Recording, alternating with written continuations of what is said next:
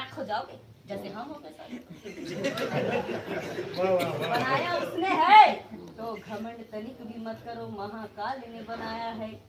अरे मेरे अल्लाह की भी क्या औकात, महादेव को कैद करके अजमेर में रखा है। और जिस दिन महाकाल उठ जाएगा उस दिन मक्का मदीना हिल जाएगा।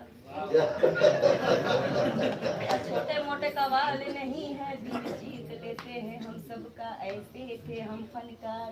वाह क्या बात है, आनंद आ गया, मजा आ गया। सब कुछ जहां में बनाया, चांद तारे जमीन आसमां भी, भगवान के मर्जी के बिना पत्थर नहीं हिलता। तो तुम और हम क्या चीज हैं? मेरा आज या खुशी से जाऊंगा, खुशी से रोते रोते नहीं, चरणों में समर्पित हो जाऊंगा।